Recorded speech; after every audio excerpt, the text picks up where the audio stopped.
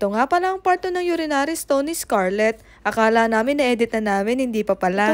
Ito na ang araw na ooperahan si Scarlett, April 19, 2024. Agad na nga kami bumiyahe papunta ng Olongapo guys. Alas 10 pa nga lang ng umaga, nandito na kami sa vet. Hinihintay na lang namin si Doc na mag-oopera kay Scarlett. Yun na nga, pinaiwan na si Scarlett. Sabi, balikan na lang daw namin pag natapos ng operahan. At umuwi na nga muna kami dun sa bahay nila Nikki. Habang ang hinihintay namin matapos yung opera ni Scarlett, nagdarasal kami na sana wag na siyang lagyan ng catheter kasi mahirap yon. At yun na nga guys, sa wakas, nag-text na yung vet. Tapos na daw operahan si Scarlett. Halos 3 hours nga pala ang opera ni Scarlett. Pero ang bilis kasi sa ibang vet, matagal daw operahan si Scarlett at kailangan pa daw palagyan ng catheter.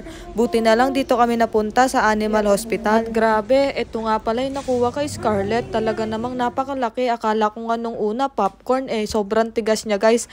Pero di kalauna, nung natumagal, lumambot na rin. Sabi nga pala ni Doc Jan guys, halos taon na daw nag-form yung stone ni Scarlett. Sobrang saya nga ni Scarlett guys nung nakita kami. Kaso malulungkot ulit siya kasi kailangan niya magpa-confine sa vet. Kailangan pa kasi i-monitor yung ihi niya dyan guys. Dapat hindi na siya iihi ng may dugo.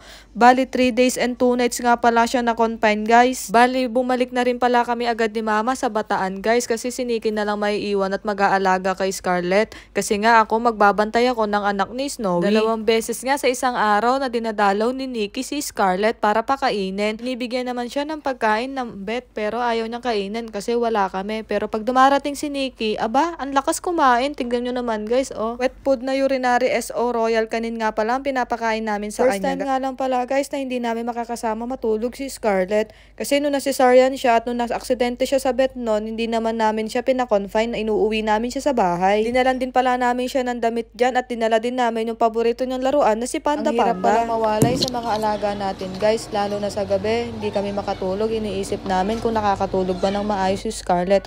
Although maalaga naman yung vet na napuntahan namin. Pero syempre, hindi pa rin mawala sa isip namin kung ayos lang ba si Scarlett. Buti na nga lang guys, meron din doktor na available dito na mag-o-opera kay Scarlett. Kasi kung hindi, baka sa Pampanga pa kami napunta o diba mas malayo. Dapat nga pala mag-o-opera kay Scarlett yung vet niya dito sa Bataan. Pero hindi sila available.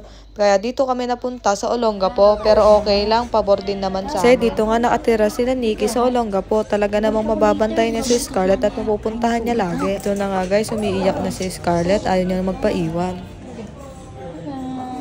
Stay ka ba? Stay. Balik ka mamaya, ah.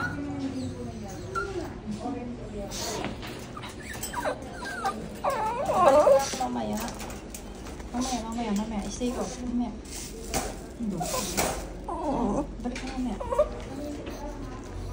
Ang hirap ngang iwan ni Scarlett. Kung pwede nga lang daw, doon na siya matulog sa vet para lang hindi maiwanan si Scarlett. Ang tanging magagawa niya nga lang daw dyan guys ay dalawin si Scarlett. Buti nga 3 days and 2 nights lang siya na-confine. Kaya namang mahirap mawalay sa mga alaga natin, lalo na kung parang anak-anak ang turing natin sa kanila. Lalo na to si Scarlett, sobrang lambing niyang guys. Halos gabi-gabi tumatabi sa amin pag natutulog. 4 years old na nga pala si Scarlett guys. 4 years na namin siyang kasama. Halos nung nag-aaral kami, siya yung nagbibigay sa amin ng saya. Buti na lang guys, malakas si Scarlett, talaga naman lumalaban. Kasi ang dami niya na talagang pinagdaanan sa buhay niya.